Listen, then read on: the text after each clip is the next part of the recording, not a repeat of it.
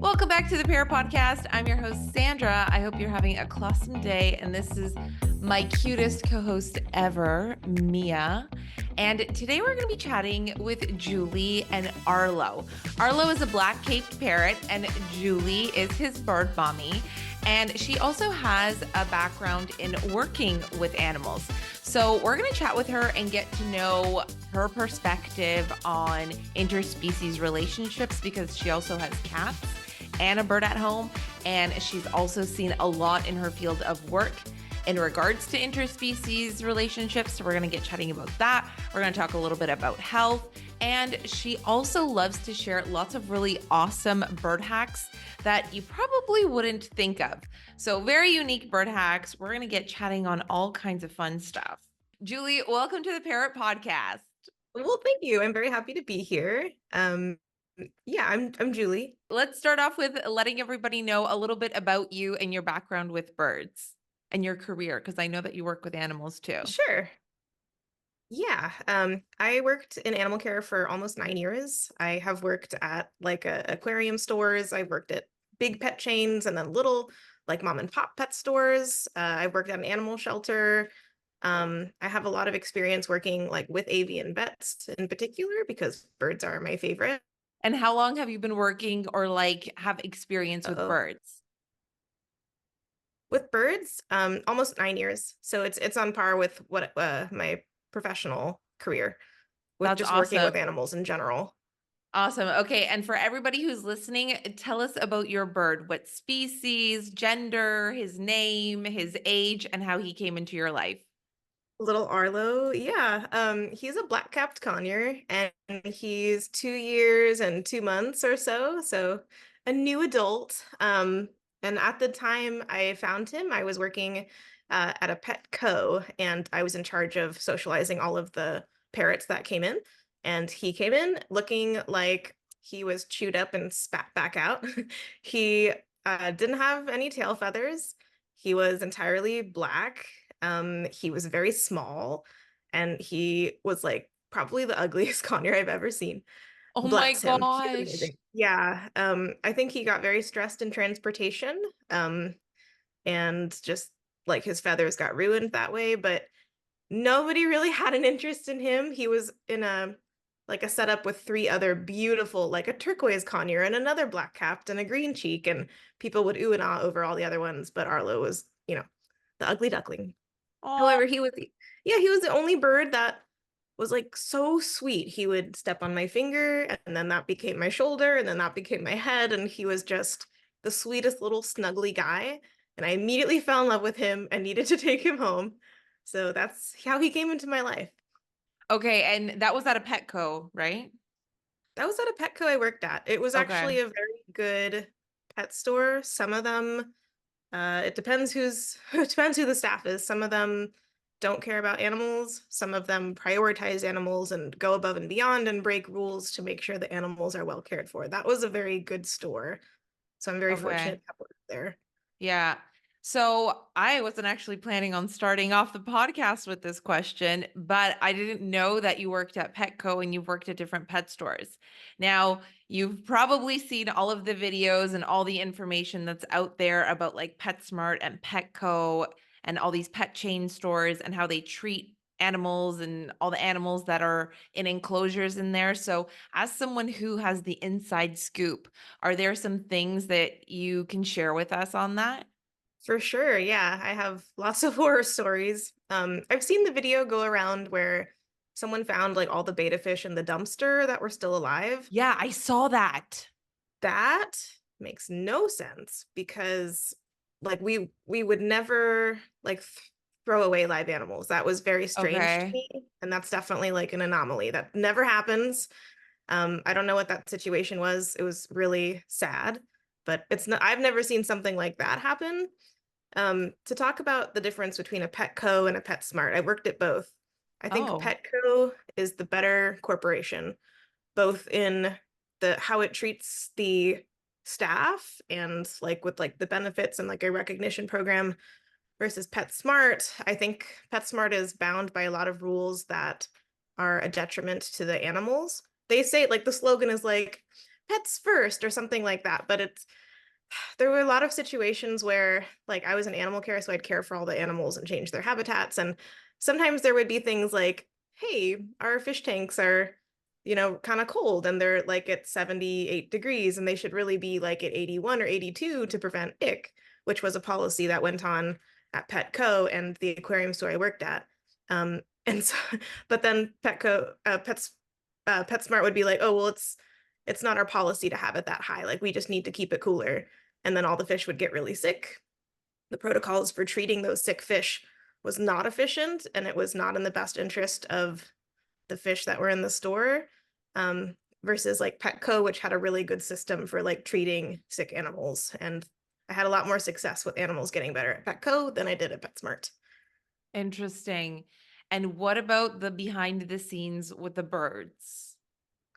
The birds, I know this is overall, like a yeah, sensitive topic, and I know that, like, as someone who's worked there, you also, have to be careful with what you say, but with whatever you're comfortable sharing with us, what yeah, is no, like the behind the scenes with birds? How are they treated?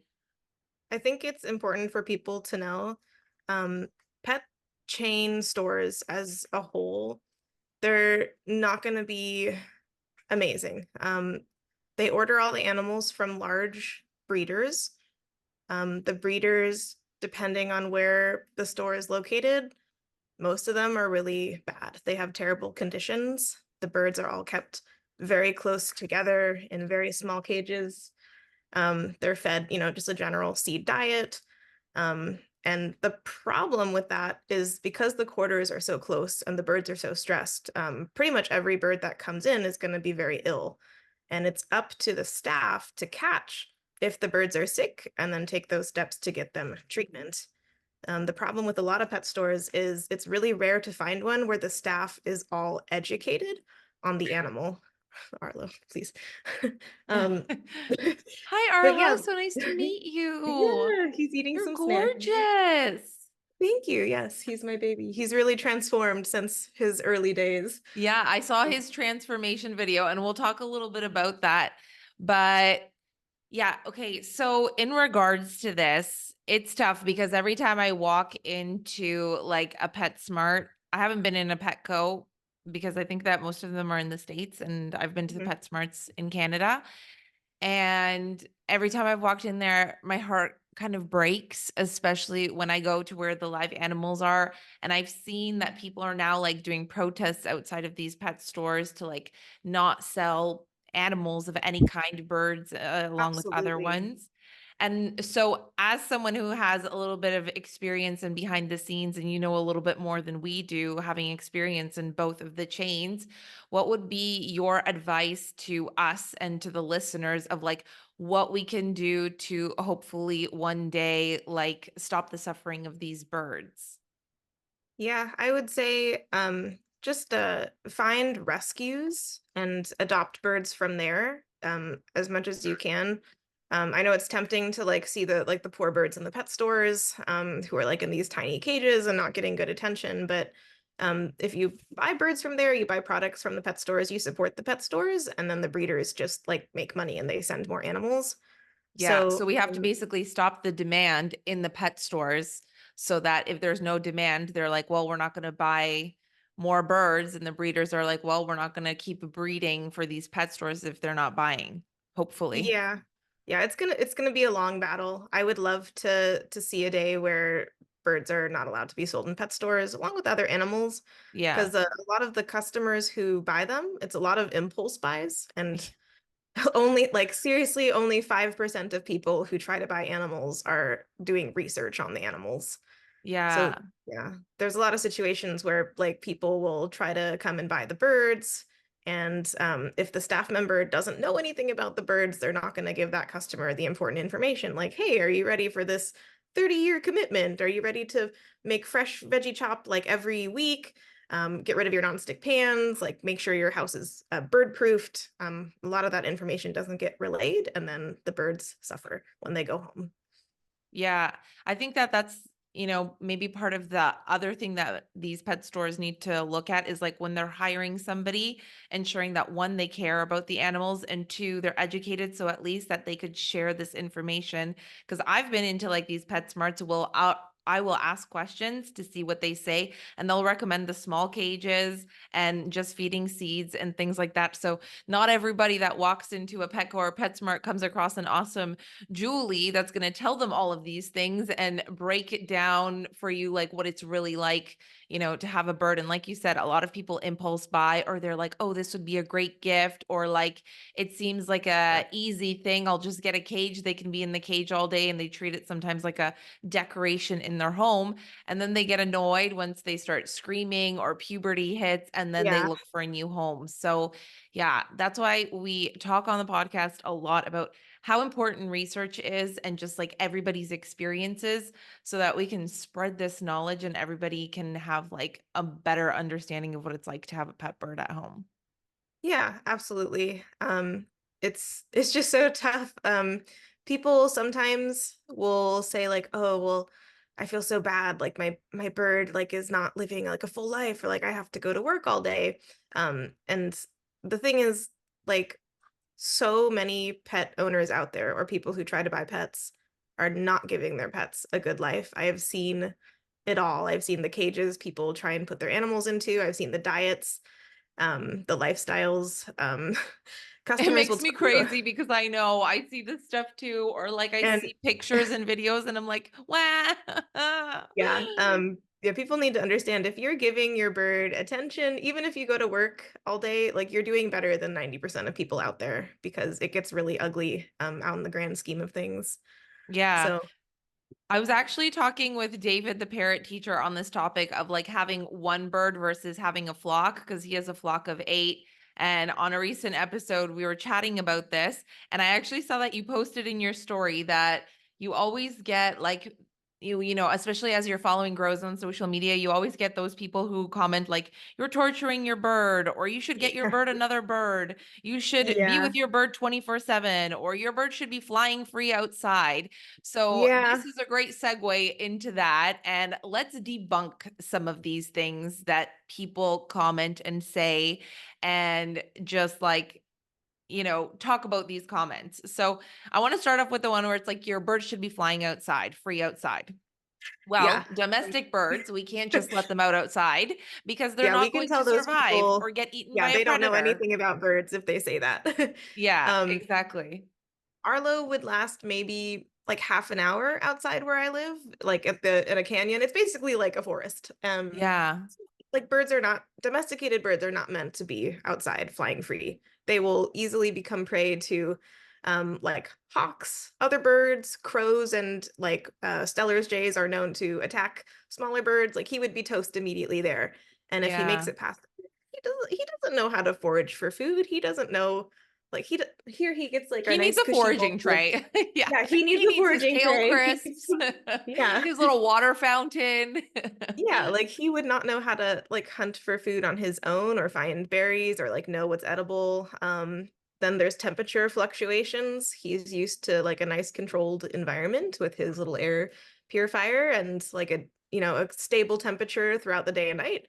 A lot Yeah. of And I mean, temperature, parrots are yeah. tropical. Like they come from the Amazon. If they're wild in the Amazon, yes, we don't want to take a wild bird out of the wild. But if Mhm. it's like captive and domestic, like at home, they've been born with people, then we can't just let them outside, go Yeah, be free. They're not going to yeah. survive. They have a better life actually with us than to be flying free outside. They're better off flying free in our homes. Absolutely, because a large portion of a parrot's mental and physical well-being is connected to their relationship with their human, or the other flock members in the house. And without that interaction, or their favorite person that they've bonded with, then they can get really sad really easily. And that leads to health problems. Yeah. So yes.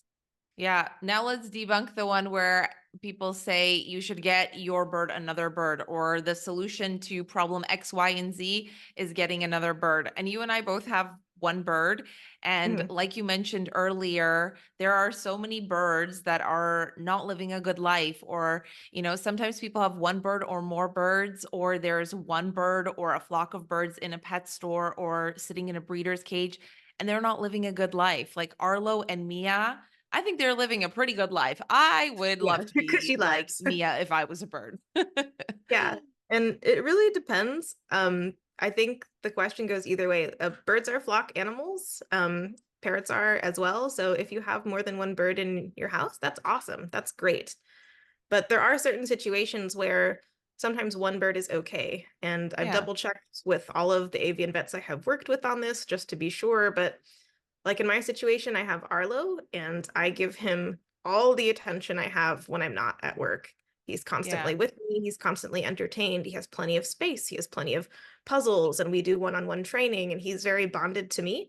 And he has never shown any signs of being upset or anxious or plucking his feathers. He has a clean bill of health from the vet from last month. So he's doing really well. And I'm able to provide for him. Sometimes adding another bird is a double-edged sword. First of all, we yeah. don't know if the birds are gonna take to each other. Arlo Hmm. could be really jealous. He could attack the other bird. He could, um, be very like protective of his environment and his cage and me if I try to give bird number two attention. So that's always unpredictable. There's also the aspect of you need more space for a second bird. You need to dedicate more time to second bird. And I have a bird and a life and a job, and I make videos and I like have a social life and I have two other pets in the house. So if I get another bird, that's a little less time for him and everyone else in the house. Yeah, absolutely. And I think that it depends on every individual situation. And you just have to look at, is this something that I can do, or is this something that I can't do? And I'm okay with just one bird. Like you mentioned with Arlo, like Mia also exhibits just happiness and contentment. Like she's never, shown us that she's stressed, or like, she would do really well with another bird. And like you mentioned, I don't know if she would get along with a second bird if we brought a second bird home. And so I think it just depends on every individual situation. But I think that the most important thing, whether you have one bird or you have a flock of birds, is that they're getting the socialization, the training, the healthy diet, they have the space, the enrichment, the foraging, the exercise, the mental stimulation.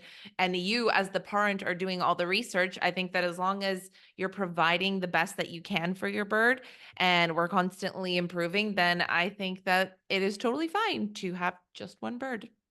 I agree. Yeah. Yeah.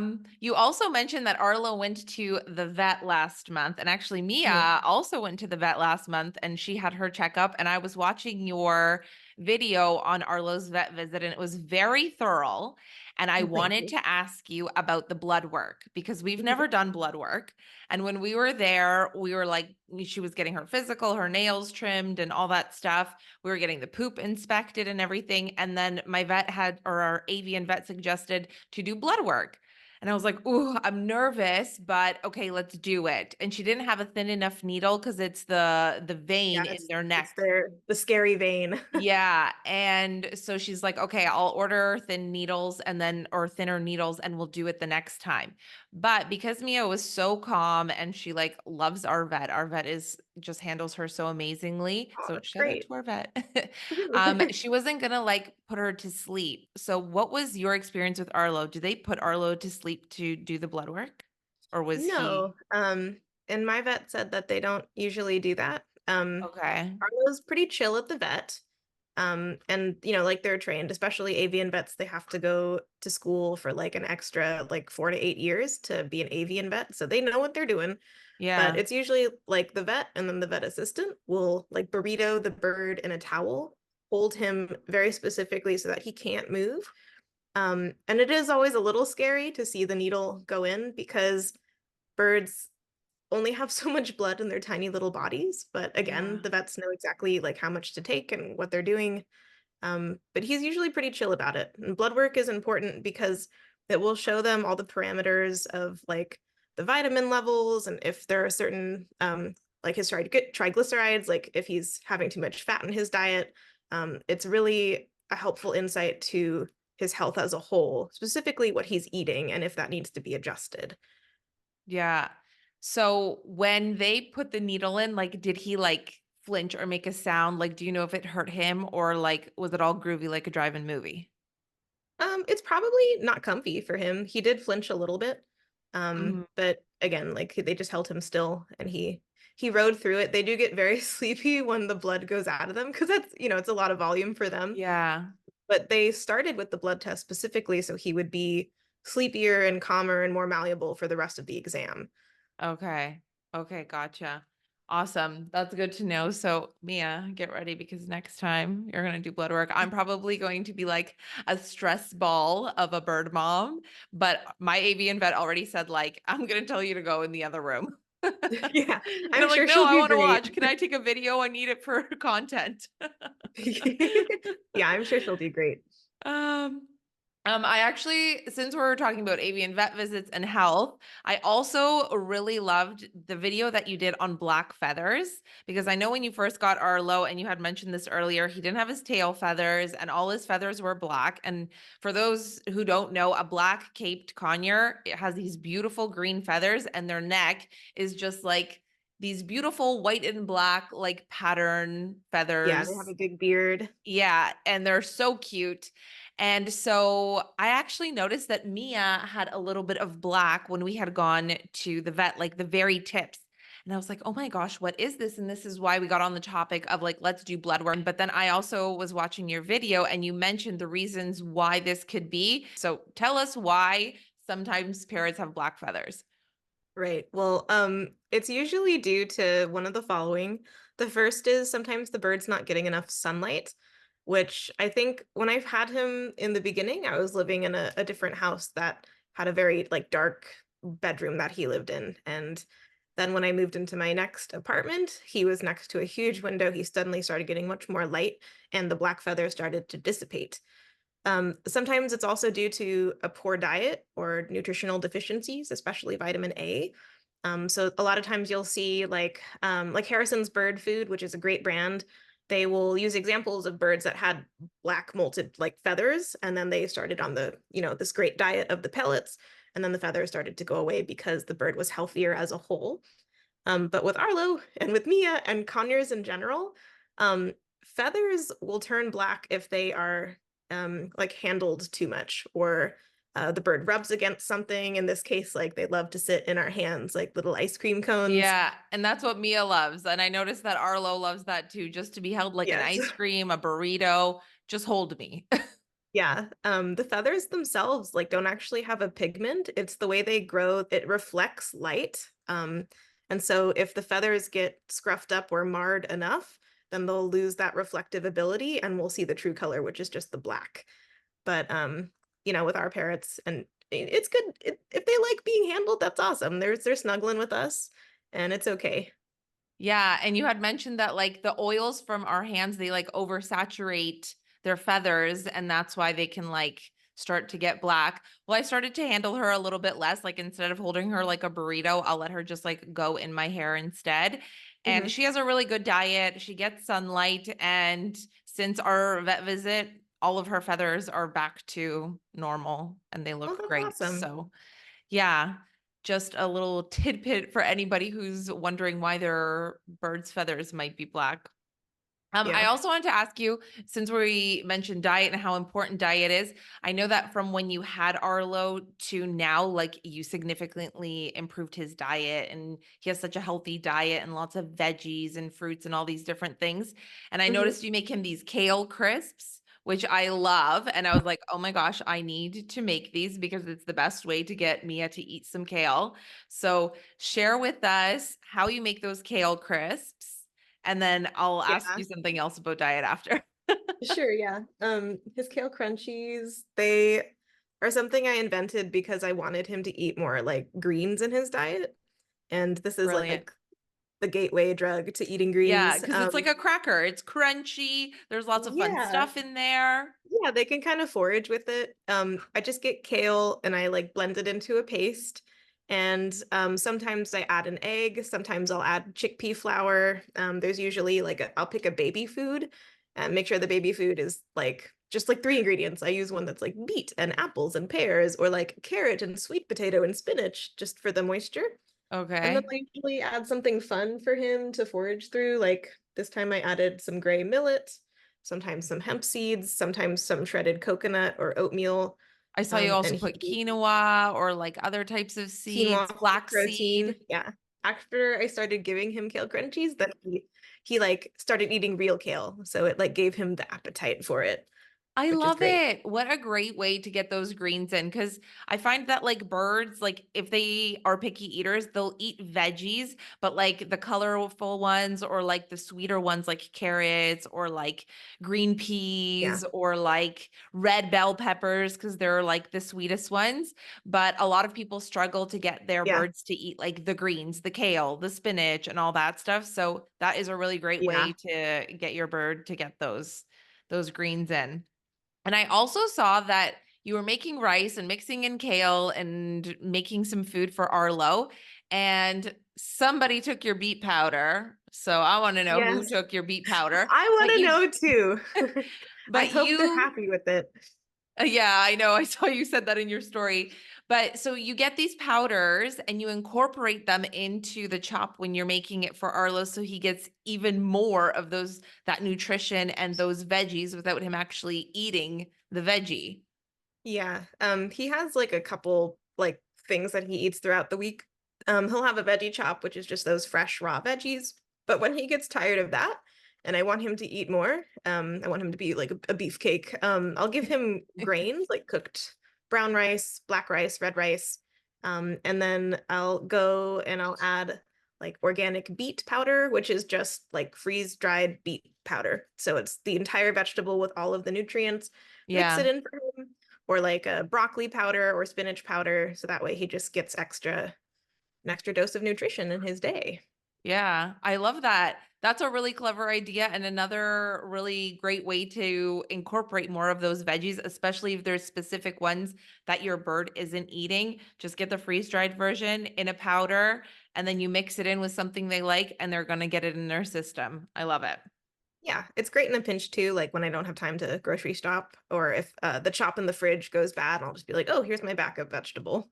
Yeah, and I love freeze-dried because it retains like so much nutrition and exactly when you're like in a pinch you're like, well, at least I have the freeze-dried version and Mhm. you can have a great healthy meal. Exactly. I wanted to pick your brain a little bit about black-caped conures. So I want to know a little bit about like their characteristics and like Arlo's personality and like with your experience with like different birds over the 9 years, is there anything specific that stands out to you that's like different or specific to black-caped conures? They're very close to green cheek conures in size and temperament. Okay. Black-capped conures are a little bit more rare. They can be more expensive. But like with any bird, like the personality is going to vary wildly between each guy. Yeah. Um, with him, he's tiny. Green cheeks and black caps are around the same size. They're usually between like 70 and 75 grams, about 9 inches in length. And he is a conure. He in particular, he's like wild. He cray. He's like so high energy. He's constantly bouncing off the walls, getting into everything he can find, eating constantly. He loves to Oh, fly, as you can see. that was He's a perfect very, timing, Arlo. yeah, very high energy, curious. He's very smart. I don't know about Mia, but like he mimics certain words. Like he knows how to say baby bird and pretty baby. And he loves, Cute. yeah, he's very proud of himself. Come here, baby. The only thing Mia has learned to mimic is her name. Hi, Arlo. Oh my gosh, you're so Yeah. beautiful. I love those little red feathers too. No, they're Oh my cute. gosh. Gorgeous. Just gorgeous. I'm obsessed Thank with their you. like neck feathers. Like that's my favorite part. I'm like, oh my Yeah. gosh, so He's a cutie pretty. patootie. Yeah, really, really cute. And I also wanted to chat a little bit about your bird hack series because I love that you started doing that and you share bird hacks on like very unique things. Like birds like to get into our chip bags, or they're biting the keyboard and getting all the pieces off of it, or they're trying to get into our candy and our lollipops, and you're like sharing all these awesome hacks of like what to give them instead so they don't get into the stuff that they shouldn't.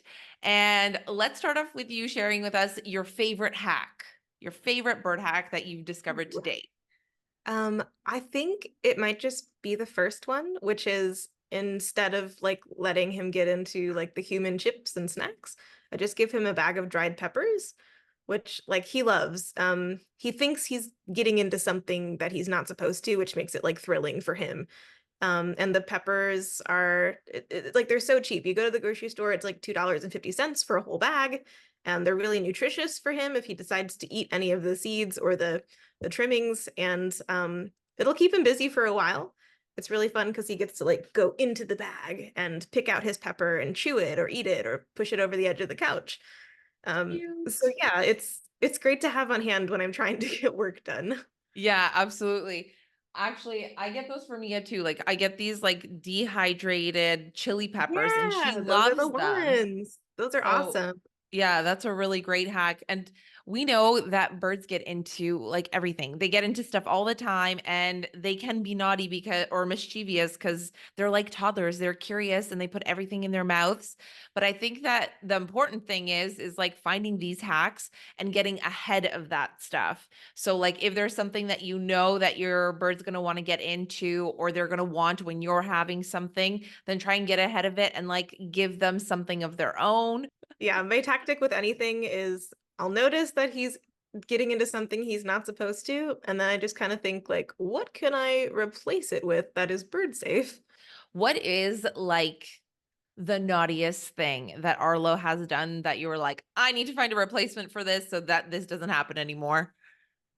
Oh, he really loves my makeup bag in my bathroom. And I don't like he gets to sit on the bag. He gets to dive in. It's like a little treasure chest for him.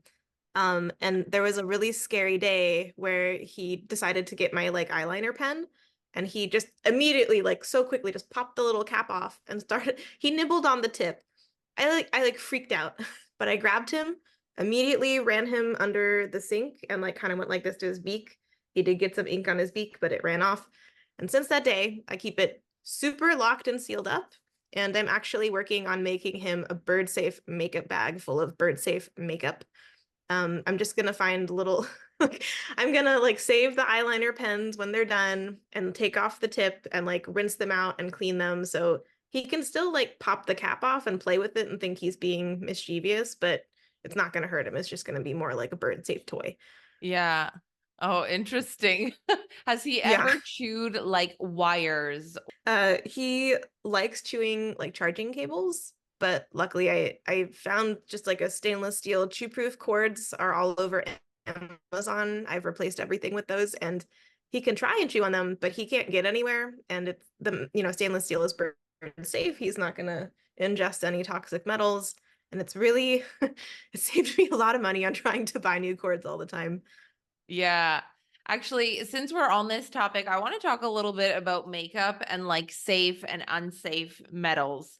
So, a lot of the times, like we have to also be aware of, I mean, it's a huge lifestyle change having a bird. And that also includes like Really knowing is, yeah. what's safe for them and not safe for them, including things we might not think of, like our household plants. Like some of them are safe, Mhm. some of them, if they chew them, can be toxic, and metals are the same. Like they can get metal toxicity, or there's other metals that are safe like stainless steel and wrought iron, and those are usually the materials they use for like cages because they're safe for our birds.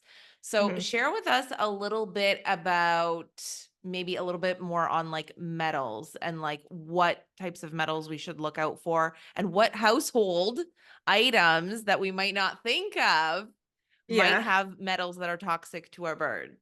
They're everywhere. Metal toxicity with birds most commonly comes from zinc or lead.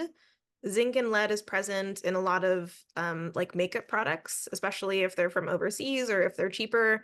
like foundations, eyeshadows, lipsticks even. So anytime I put on makeup, I'll be really sure to make sure he's not gonna like give me a kiss on my cheek. Wash your hands thoroughly after applying it to your face. It's also really common to find lead in paint. If your house, at least in the US, if it's paint from like the 1980s or before, and he loves to chew door frames if he gets the opportunity. So I like Luckily, burn Mia's proof. never done that. She doesn't take any interest, but I see it all the time on Instagram. And I'm like, oh Yeah, my I don't know what it gosh. is that enthralls them about it, but a lot of the paint will have that, even if it's like an older coat of paint from decades before underneath the new paint. So that's what Arlo decided to do a few months ago. And since then I've put a towel over the top of the one he has access to, and I got him tested for lead and zinc poisoning at the avian vet. They took an extra blood panel, and he is good to go. He has normal low levels of that. Sometimes, again, in the US, if your pipes are before a certain date, sometimes they will leach lead or other metals into the tap water. So with that, there's a lot of debate. You can run your tap water for a while in the morning to sort of flush out like what's been sitting in the pipes overnight. Some people prefer to use bottled water. Everyone has a sort of different take on what might be best in that realm, but something to watch out for. Yeah. Yeah. And just like paying attention to like, even when like we're buying new things, I'm like, what are the ingredients and like what type of metal is this? And so I'm always like looking at those specific things because we want to make sure that we have our homes as bird safe as possible. And just for anybody that's listening, I do have a list here of bird safe metals, and the safest and most durable metal is stainless steel. And we talked about that. Steel is also safe, but it can rust if it's introduced to water. Iron, just like steel, it can also rust. So just be mindful of that. Wrought iron, which I had mentioned, and a lot of, I think, cages are made out of wrought iron. And did I say that right? Rot? Yeah. Route. Yeah. Wrought Rot? iron. Yeah. Okay. I don't know how to say words sometimes. And aluminum is also safe. And when we were talking about the ones that are toxic, you mentioned lead and zinc, and copper is another one of those, brass.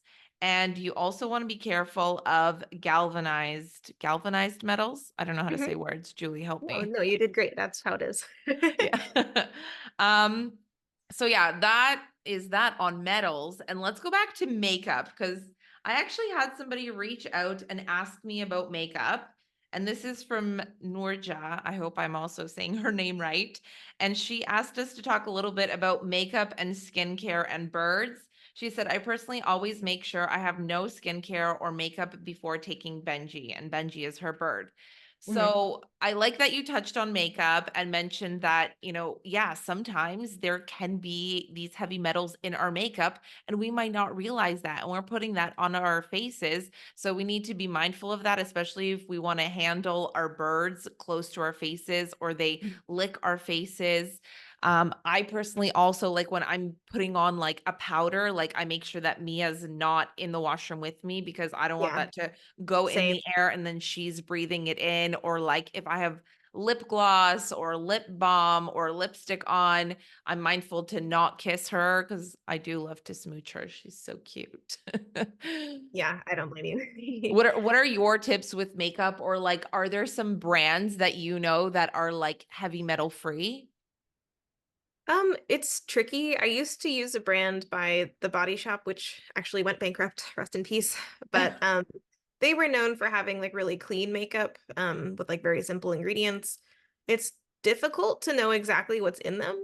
There is some app called like Dirty Makeup or Dirty or something like Oh, oh, I where you can know. like put in a product and it'll tell you Think if it's dirty. Think yeah, dirty. yeah. And it'll tell you if it's like Yeah. clean or not, but a lot of what I was using was not like in their system. So I just try to be ultra careful and mindful of like if I go like this, I'm gonna wash my hands before I like handle my bird.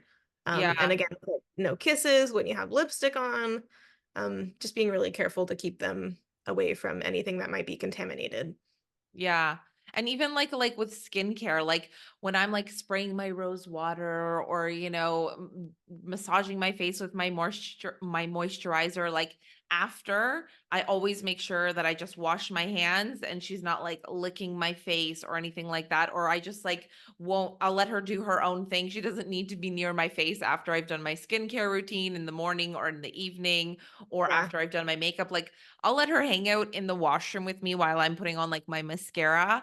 But then, like I mentioned, if I'm doing like the powder and all that stuff, then I just take her out of the washroom or I go into the bedroom where I have a mirror as well, just so I'm not Yeah. doing it in the same room as her. And I think, like you mentioned, just like when you're getting makeup, look for stuff that, is maybe more natural ingredients, or like you can read the ingredient list, or it's like a good brand that, uses organic stuff, doesn't do testing on animals. Cause I know there's quite a few makeup brands that still do. I'm mad at all of Yeah. them. Yeah, me too. Um, yeah, I'll tack on to that. Also, like so many beauty products are not going to be good for birds, like perfumes, Oh yeah. hairsprays, dry shampoos, nail polish. Um, so like sometimes when I go to work, my hair is a little greasy, especially the little bangs, and I need a little bit of dry shampoo. I try to use a brand that's has those cleaner ingredients, but I'll also be really sure that if Arlo's flying towards my face, I'll block him from landing on the hair just so it doesn't get on him. Yeah. And There's of course, always shut actually, that door. speaking of dry shampoo and better, cleaner ingredients, I don't really use dry shampoo, but if I was to use it, there is this brand called Joyous Health. And it's by Joy Oh yeah. McCarthy. And she does like all this, healthy food recipes and all this kind of stuff. And she also has her own line of products with like body lotions and shampoos. And she does have a dry shampoo. And like for brunettes, I think there's like actually like um, I think it's cacao or something, like just natural Oh. stuff. Like it's all natural stuff in there. Well, I mean, that would be chocolate and we don't want our birds getting that Yeah. into their mouths. But yeah, I think it's just like a matter of doing research and exploring like what brands out there are like, really focused on like clean ingredients, organic for sensitive skin, and, just being really honest and transparent with the ingredients and their processes. And I think that if we choose better products, not only is it better for us, Mhm. but it's, then we can be a little bit calmer with our birds around it. But as we've been saying, like, just make sure you don't have your bird in the room with you when you're putting on like powder and things like that. You're not kissing them with lipstick on, and you're washing your hands after you've done your skincare routine, moisturizers, makeup, all that stuff. So, yeah. And Yeah. then they're not licking your face. And like you mentioned with the makeup bag, make sure you seal it and you put it away. I always put Put it it like, I away. have like one of those opening closing cupboards, and I Hmm. always put it in there and close it, and Mia can't get into my makeup bag because I'm sure that just like Arlo, she'd be like, what is Yep. in there? And Yeah. what She's in like, let there me is making sample me this. angry that I want to attack? Yeah. I think it's easier to like transform the like household cleaning products as well. Because I know like those so many of them are like heavily scented or they have chemicals or like bleach in them. So I've already transformed all of my like soaps and dishwasher tablets and like laundry detergents and like what I mop the floor with into bird safe territory. Because it so Yeah. many things out there are just like perfume central, which is not great for birds. Yeah, those fragrances, they're not great for us either. I mean, like I I have really know. sensitive lungs these days. So I also like feel like I can just smell these like strong chemicals or perfumes. Like when I'm out in public, I can like smell everybody's perfumes and Oh colognes. And yeah. I'm like, it is so overwhelming. And some people like to shower in that stuff. So yeah, we need to be really mindful, especially because the respiratory system is so sensitive Yeah. and they need to be able to fly. And so the respiratory system works in a very specific way. But share with Mhm. us some of the swaps that you made. Because you mentioned like you changed your soap and your dishwasher pods and all that stuff. What Mhm. swaps did you make? With my dish soap, I use seventh generation unscented, just really clean ingredients, no perfumes. Then for my dishwasher tablets, I use the brand Blue, which I've heard is really good with everything they have, and it's very bird friendly because it's just like basic bare minimum what you need to clean dishes. No heavy scents, perfumes. It doesn't like stick to your dishes. So I've been really happy with that. I got rid of all of my like dryer sheets. I used to love like taking out my comforter and it smells like lavender, but no more with that. For laundry detergent, I use those little sheets, Earth Breeze, the Okay. unscented. It's like instead of a big plastic jug, it's just a little paper packet and it's like concentrated sheets of laundry detergent, Hmm. which is great because it's That's eco-friendly, you awesome. produce less waste. So yeah, Yeah. I agree with that. And what do you wash the floors with? I wash the floors with just like water, vinegar. Yeah. I sometimes will also use it's like that the spray that's like it has enzymes to break down bird poo. Oh, the poop off? I think so, yeah. It's something like that. Yeah, yeah. The poop Right. off, I've heard it has like these enzymes to help break down the poop so that you Yeah. can clean it easier. Yeah, I usually just use vinegar and I'll like walk away and do something else and then come back and wipe it away and it like works like magic because I feel like the vinegar like is starting to like eat the poop and it gets all Yeah. loose and then you just wipe it away. For bird owners, because you know how tough it is to get dried poop off of anything. Yeah. Elbow And grease. those poop bombs are everywhere all of the They time. are everywhere. I also saw that you recently upgraded Arlo's condo and it looks fabulous. Arlo, Oh, you are thank so you. lucky. Yep, he's enjoying his like bachelor pad, ginormous LA mansion, and I feel so much better about it too. He was really overdue. When I first got him, I only had a very limited space where I was living, so I got him the largest cage at the PetSmart I worked at, but of course, in the grand scheme of things, the largest cage at PetSmart's going to be still too small for a conure. Yeah. Um, so I was really happy to upgrade him. He has so much space.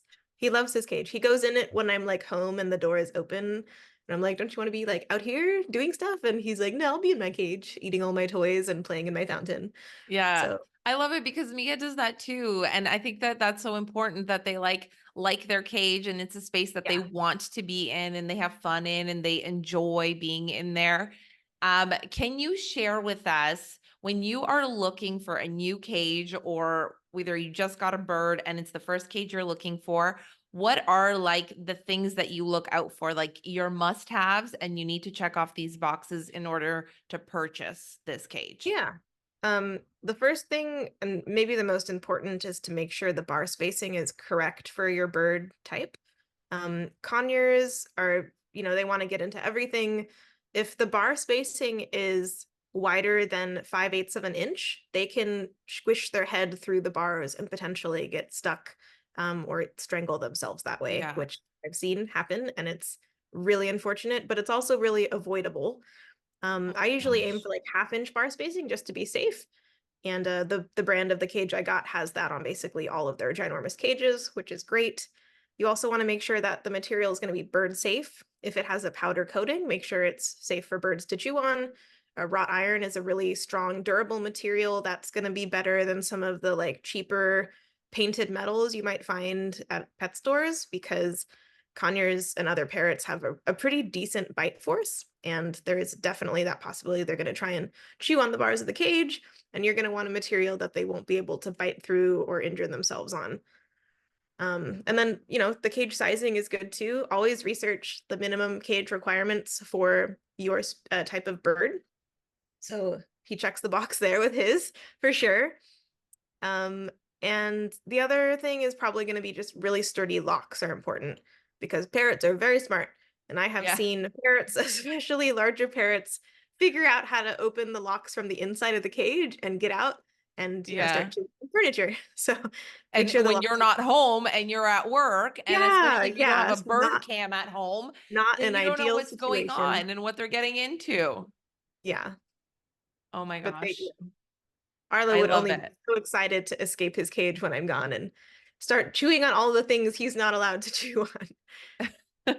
Let's talk about, can you share actually which brand your cage is from and like some brands that people could look out for when they're looking for like really good, sturdy, large cages? Sure. I only really can advocate for the one I got, which is Exotic Nutrition. Wonderful Okay. brand. I didn't know it existed until I asked the internet, because I'd only had experience with like the cages provided by my like chain pet stores nearby. Exotic Nutrition specializes in large cages for birds and other small exotic animals like sugar gliders. But everything, yeah, cute, right? Sugar gliders are so cute. They are precious little babies, and I need all of them in my life. Me Um, too. Let's start a um, sugar glider podcast. let's do it.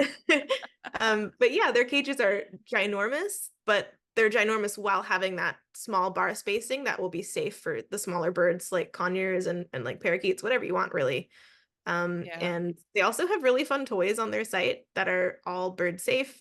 Gonna have the natural materials. They're gonna have like interesting shapes and ropes and things that I don't typically see at the big chains. So I like their brand a lot. I don't really know of any other brands, but if you care to share, I'm all ears. Yeah, I got Mia's cage from Montana Cages, but they don't Mm. sell their cages directly. Like it's always through like one of those online parrot stores. But Hmm. Montana Cages makes like really good quality cages, like with good bar spacing, quality locks. And I also like that the cages, like you can open the side like to put like food and water bowls in and out. So like if I ever have, somebody who's coming to check in on Mia or needs to get her water or her food changed because we're out on like a day trip or something, then it's easy for somebody to do that because they don't have to like put their hands in her cage or Yeah. worry about, her coming out and not going back in or something like that. So I really like that about their cages as well. And another one that I know is also good is King's Cages. And Oh, they have a higher price point as well. But I think that when it comes to a cage, it's also like an investment in your bird. Like it is my child's room. So yeah, I want to make sure that I get like a decent size ones and follow all those things that you mentioned of like making sure it's good material and bar spacing and quality locks and all that stuff. So yeah. yeah, those are the And ones a that I good know. cage will last you forever, so you really just got to pay for it once. Yeah, exactly. And as long as like in the beginning you set like a good budget for it, then you can just buy it and not have to worry about, getting another one unless you get another bird. Yeah, exactly. Can you also share because I loved Arlo's setup. Like it's just gorgeous. He's got Oh, thank perches and you. toys and there's lots of greenery and his fountain. And I was like, oh my gosh, he's just living the life. What are your tips for us of like must-haves when you're setting up your bird's cage and what are like things that you would recommend, including to just provide more enrichment? Yeah, starting with toys, a variety of toys is great, especially foraging toys, which is how parrots will hunt for food in the wild, is they'll like get into flowers and crack open nuts and like find little things to eat inside of like the natural casings that nature provides. So foraging toys, he has like little pots where he has to like take off the lid and get inside to get the treat, or like little balsa wood squares that have holes in them, so he needs to like get his little beak in the hole and pry out the treat. This is all entertainment and fun for them, which is what we want when we Mental leave them home stimulation. alone.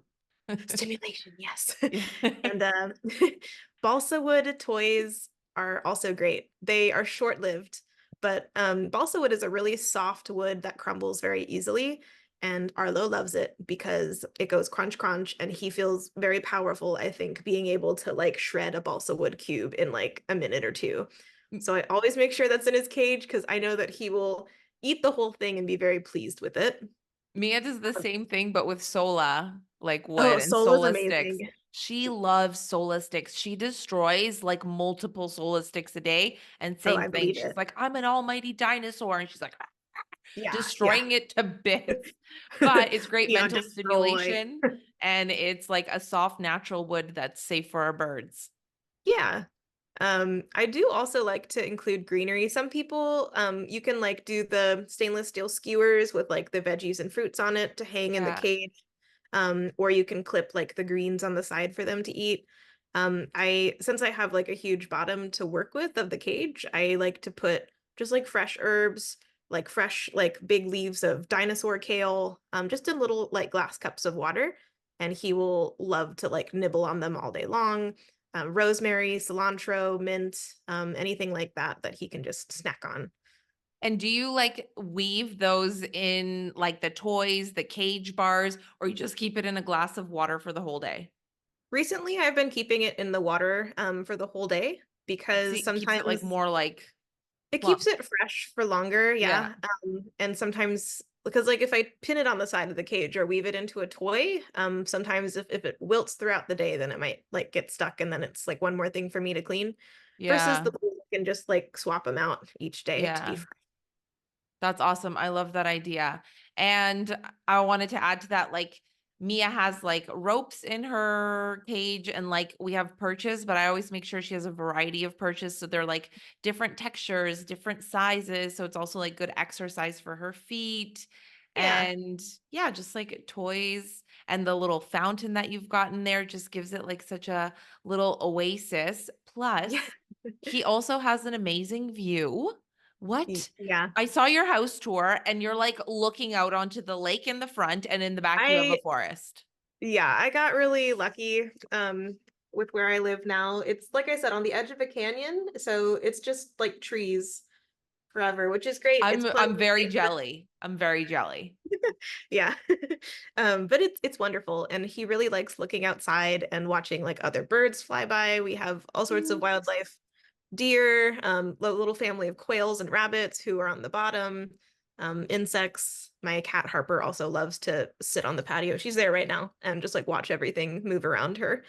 Oh my gosh, they must love this home. You really scored. I Was it did, yeah, like I a got rare very lucky. find? It is rare, yeah. I live in a pretty suburban area, like the Bay Area in California. And you don't usually find like nature, like 100% nature like this. So I got very, Yeah. Oh my gosh, that is so beautiful. I was watching your house tour and I was like, it's so cute and cozy, and your style is also oh, so thank you. adorable. I Thank love you. it. And then the cats and Arlo have like the best views all day long. And I'm like, you probably don't even want to go to work. You're like, I just want to stay home. Most of the time, yeah. I mean, I love my job, but it's so chill to just like see this every day. And of course, Yeah. be with the Oh, babies. I love it. Um, and I think you recently, because before you said you lived somewhere else and there was less sunlight, and then you had, is this the next place that you moved into to have more sunlight in your home? Actually, so I lived in Pasadena when I adopted Arlo, and I was Okay. renting a room in a house, and the room had just had a very small window, and that was, the space I had to put him. From there, I moved back to the Bay Area because I missed my family. And I was living, that was the lake house where it was right on the edge of the water. Yeah. And he was next to that like huge window that reflected all the light off of the lake. And he got more light there. And then this is my third place. Hopefully, I get to Okay. stay here for a long, long time. Yeah. Yeah, he gets the forest now. So Yeah. I would stay there forever. yeah, that's my plan. Beautiful. And I had also seen that in your home, speaking of like, setups and all that stuff, you did a DIY Cholla Perch. And that was so fun because you made it so interactive. This Please is tell his us. like favorite toy in the world. Oh I my can't gosh, I believe it. love it. And Yeah, you did it he loves yourself it. like so easily. You found the materials in like your local store. First, tell us what is a cholla perch and where can we find it and how can we make this DIY perch and Yeah, how to make it interactive. it's pretty easy to find. Cholla wood is basically like the skeleton of a cactus, and it is bird safe. It's totally fine for them to chew on and sit on. You can find it usually like at pet stores, because they sell it actually for like reptile enclosures since it's like desert themed. Oh, I found this one at like my local nursery. Sometimes you can find them at garden centers or like in home decor places or on Amazon too. You can just order them there. But they're amazing because they have like all these little holes in the wood itself, which are like perfect for just putting little, like shoving little walnuts in them or peppers or whatever you want. And he loves, he like hangs upside down on it. The holes provide all these little places for him to like grip his feet in while he hangs and explores and finds every single like pine nut I shove in there for him. But yeah, yeah. highly recommend. I Yeah. just tied it up on my railing with some like some hemp rope, which is also bird safe. It's digestible, so if they eat it or swallow it, then it'll go right through them.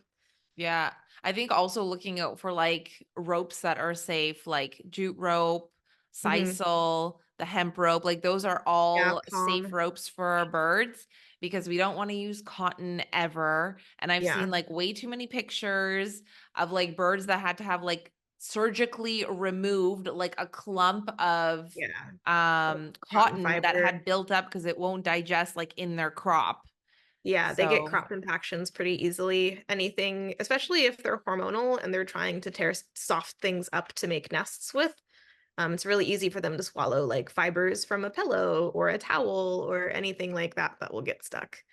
yeah, yeah, we need to be extra careful with all of the different materials that we choose as well. Since we were chatting a little bit about this, I think that it's an important topic that we talk about, and that's interspecies relationships. I know that you have two cats at home, we have a dog at home, and so let's chat a little bit about this. We'll throw our tips back and forth and whether it's something that we recommend or not, and whether it can be done or it can't be done. And you share your experiences because I know, like, working in the field, I'm sure you have lots of stories, but you also have cats.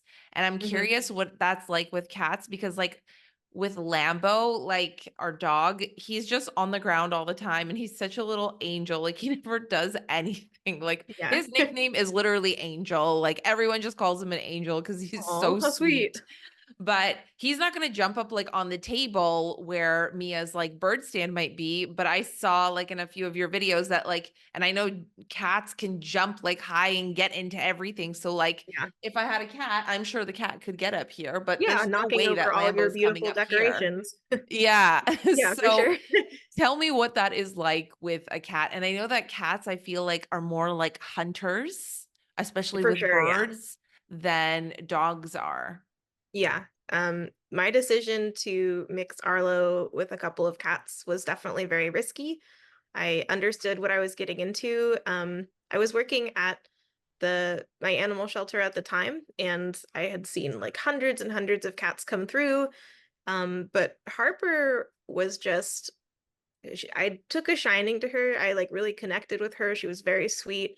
I think she really wanted me to take her home because she'd like put her little paw on my face. She like was always so excited to see me. She didn't have an interest in toys at the time, which sort of gave me like the idea that maybe she might be okay in a household with the bird. My plan was to adopt her, and if there was any sort of like hint of interest in Arlo, then I knew that it wouldn't work out. Or I was also prepared to keep them completely separate because where I was living at the time, I had that ability. But she has never had any sort of like interest or, she doesn't care. She's like very independent. She and Arlo sometimes will like nap next to each other. I am there, of course.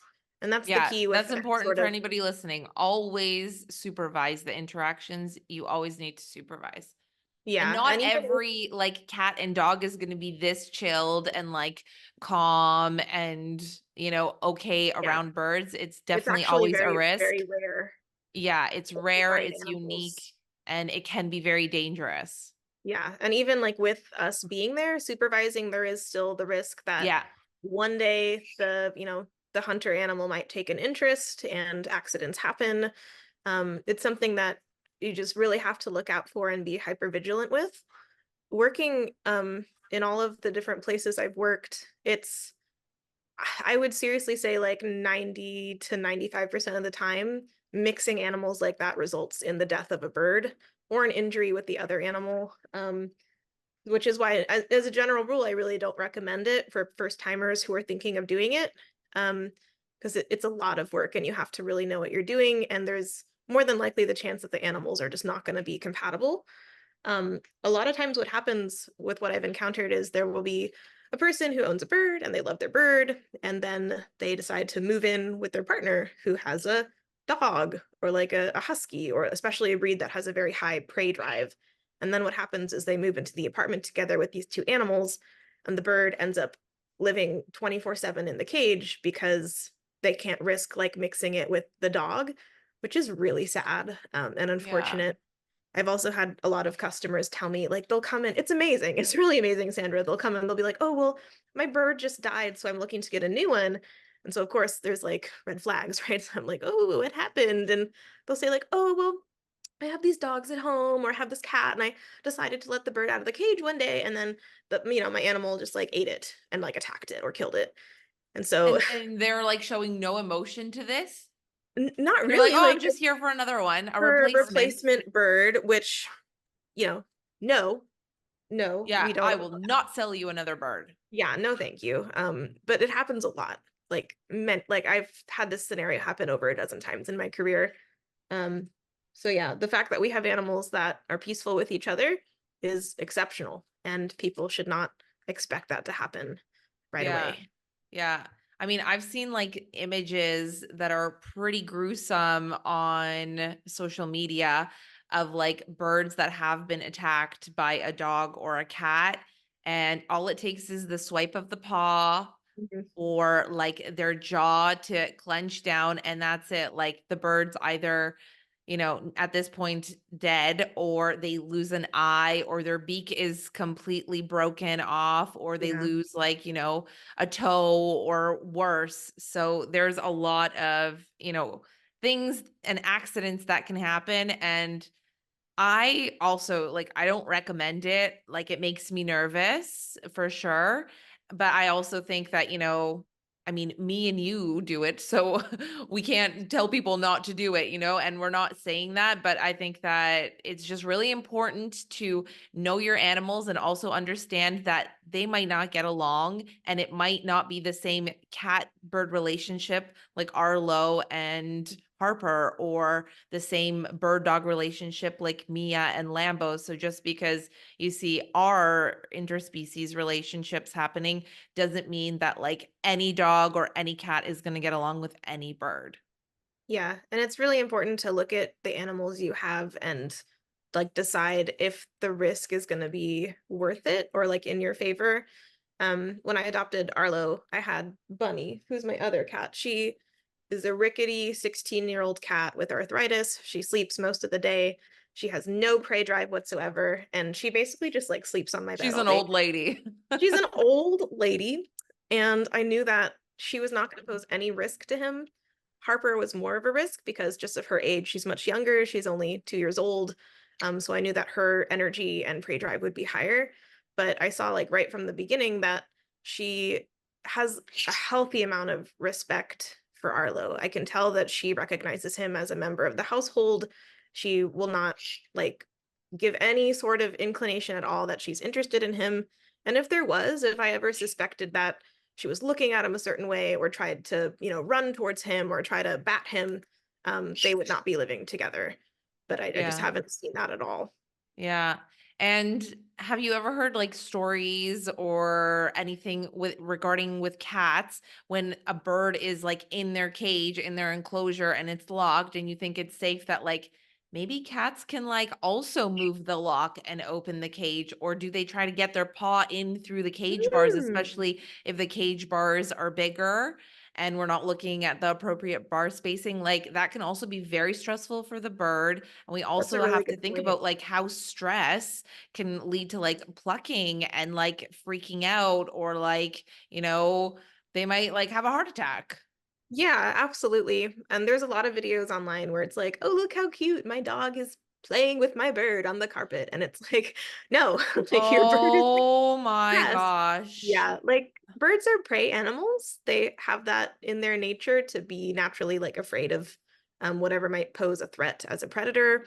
So if they see like a large animal like a dog, like play with them by like bouncing around them, it's scary for the bird. And Yeah. especially if your bird has more of a tentative personality or it's a rescue bird that has a background of, not getting good treatment, you're just going to drive the stress level up. And that's not good for the animal. So Yeah, I actually saw this one video. I was accidentally tagged in it and I was like, I should not be tagged in this because this is not Lambo and Mia. So I think they tagged the wrong account, but it was the only reason that I saw it. And it was like this dog and this Kaik parrot. And the dog was like jumping around and like pawing and like being all super hyper. And the Kaik was also like flying and like flying from left to right and up and down. And I'm like, this is so like stressful to watch. And like it's not a good situation. Like this is not cute. It's not funny. Like it's very stressful and we shouldn't have our birds in those types of situations. Yeah, and absolutely. Even if the bird was having fun, the other animal is so much bigger. And like you said, it just takes one misstep or one swipe. And that's it. Like, especially with cats, they have a bacteria that is present in their, like under their claws and in their mouth. So Yeah. single tiny little scratch is extremely dangerous for birds, and they would need to be taken to the vet and given antibiotics within 24 hours of that happening. Otherwise, they pass away, sadly. Yeah, like cat saliva, dog saliva, even our Mhm. saliva is also another thing that is toxic to our birds. There are Yeah. so many things that we Yeah. need to be aware of that could literally kill them, So it's just like so important to be aware of of these things. Yeah. Have you ever seen like a bird at like one of the avian vets that you were working with or any of the places throughout your career where birds come in with injuries from a dog or a cat or any other Um, type of pet? yeah, there was a couple occasions where I saw like sick birds that had been exposed to that, like cat scratch or the cat saliva, and they needed those antibiotics.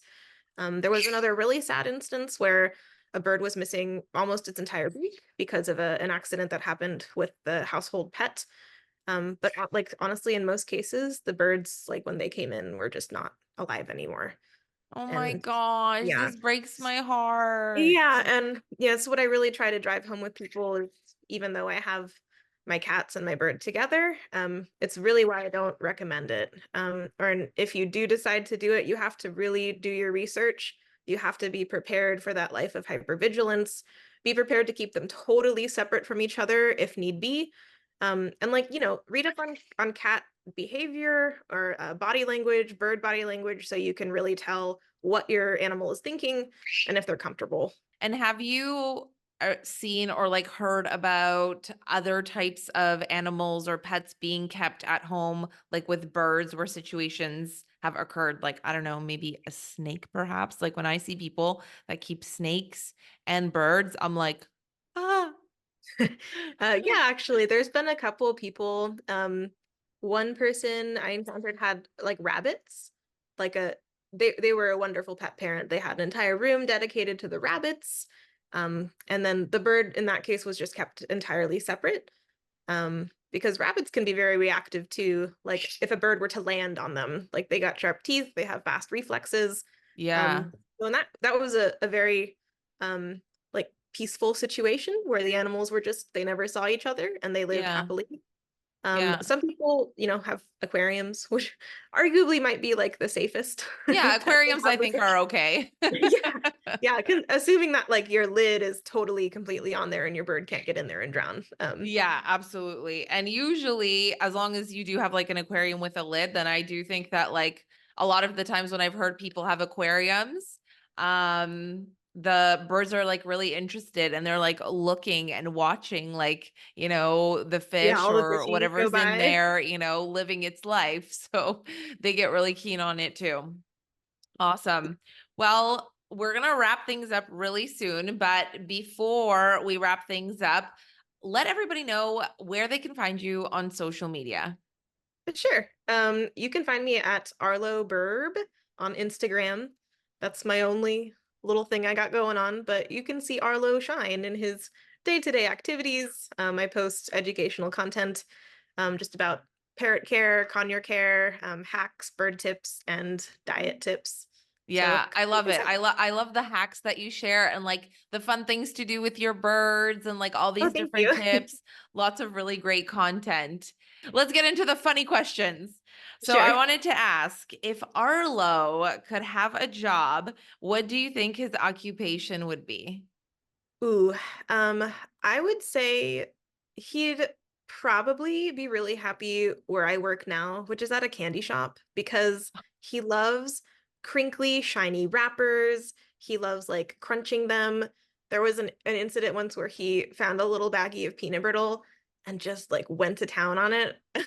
Luckily, peanut brittle is just like sugar and cashews and I don't know, like some butter. So he was fine, but he loves like crunching things like that, shiny wrappers, also getting into things that he's not supposed to get into. So I think he'd really have a field day getting to sample all the different sweets we have. You'd have to turn into a human to try everything. Yeah, yeah. And he'd look so cute in the uniform, so. Yeah, of course. If Arlo entered the world of sports, what sport do you think he would play? Ooh, I feel like he would enjoy water polo. He's got like those strong, birdie thighs. He loves taking baths. He loves being wet. I think would have a really good time.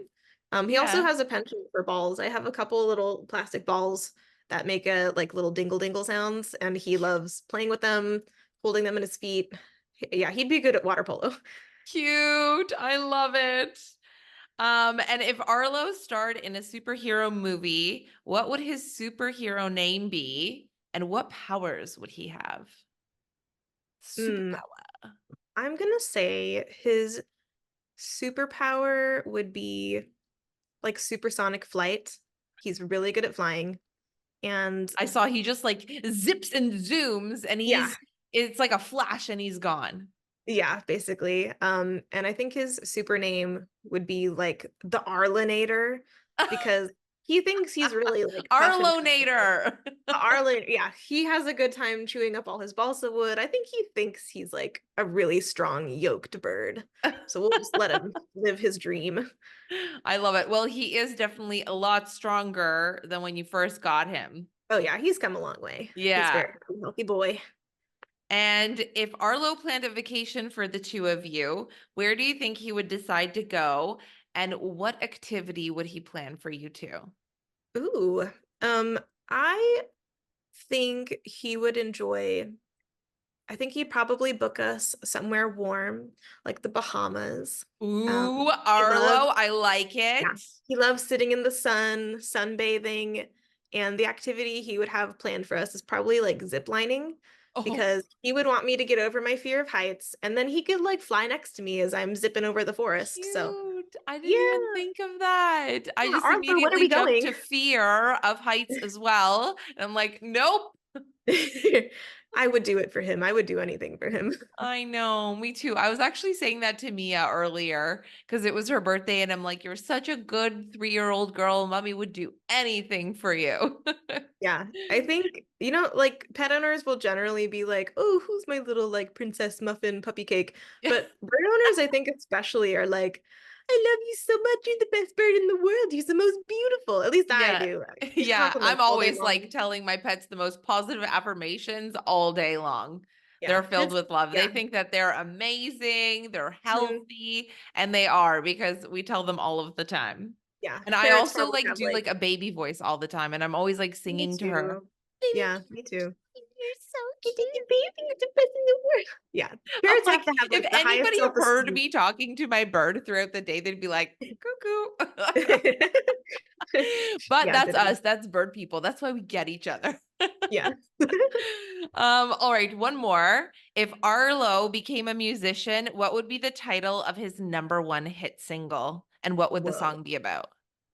Um, his title of his hit song would probably be Walnuts Every Day because I think that's like really important to him is his walnuts. I'm And he will imagining like a country song.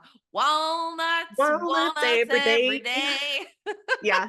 So that would be his hit song. And he'd probably play guitar because he's got a little beak to like pluck the strings or like the banjo or something. So Cute. yeah, keep your eyes peeled on Spotify, dropping soon.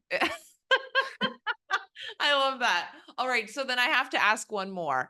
If Arlo was to write a book, what would the book be about and what would the title be? It would probably be like one of those like celebrity autobiographies with like the ghostwriter. He'd hire me as the ghostwriter, but it would be like a memoir of his life coming from the breeder to his horrible days at, the pet store and then how he, adopted a human and And the trained human her needed to do everything trained her to, and give him a paradise and get him yeah. a home that overlooks the beautiful scenery of the Yeah, like his California his Bay. rise to fame, how he climbed the ladder now he has a personal chef and a slave. That's me. And, you know, his bachelor pad. He's living You're the like, life. hi, it's me. It's me too. Yeah. Um, all right. Well, let's wrap things out. Let's wrap things up. We've been talking for quite a bit. I'm so grateful that you joined us on this podcast episode. It was so much fun chatting with you. And before we go, I wanted to ask you to share maybe like your top tips for somebody who has maybe gotten a bird or thinking about getting a bird or rescuing a bird that was an Arlo situation. Like maybe they don't have tail feathers or their feathers are in really bad condition. They've been on like an all seed diet and they're not doing the greatest. Like, what are your tips to help that person get their bird to like where Arlo is today? Sure, yeah. I think just giving them love and attention is so important. Make them feel safe, respect their boundaries. Like if your new bird is really scared and, you know, if you want him to like come on, step up on your finger, but the bird's not feeling it, like respect their space. The fastest way to get your bird to trust you is to give him that respect, and then build the relationship that way. Do as much research as you can. There's a lot of really good resources on the internet, especially like sites like the Spruce Pets, which is fact checked by veterinarians, has really solid information on everything they may need. And don't be afraid to find like an avian vet in your area to call and ask questions and set up that first appointment, because they will likely share everything you'll need to know for diet conversion, tips to keep them in your house, and of course, just make sure that they're all good and healthy. What was your like best way to convert Arlo's diet? Was he like on an all seed? He was, I think you said on Yeah. an all seed diet, right? Yeah, most birds are on the all seed diet because it's Yeah. just cheaper for For the breeders. colored But pellets. yeah, like fruity pebbles, basically. Yeah. Yeah, just start giving them foods. Like start with pellets, and then you can work your way up to vegetables. Chop the vegetables very small so that they look like seeds. You'd always want to start with like a 75% to 25% ratio in the beginning, 75% old food, 25% new food, and then mix it together.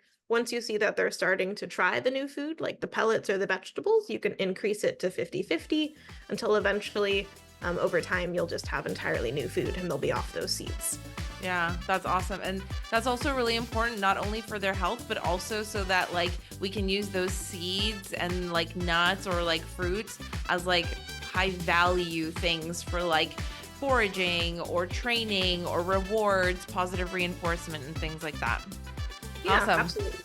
Awesome. Well, thank you so much for having me. I really appreciate it. And this was a lot of fun. Yeah, it was so much fun. I'm so glad that you joined me. Thanks so much for tuning in to the Parrot Podcast. I'm your host, Sandra from Poodles and Parrots. I really hope that you enjoyed this episode and took away some really awesome tips and tricks and bird hacks that you can use with your birds at home from Julie and Arlo. Don't forget to follow them on Instagram for lots more educational videos, and we'll see you in the next episode. Oh, and one more thing. This podcast is presented solely for educational and entertainment purposes. I'm not a licensed avian vet, behaviorist, or professional expert in parrots. The information provided is not intended as a substitute for professional advice from a qualified avian vet, trainer, or behaviorist. Please consult with a specialist for personalized guidance on your specific situation.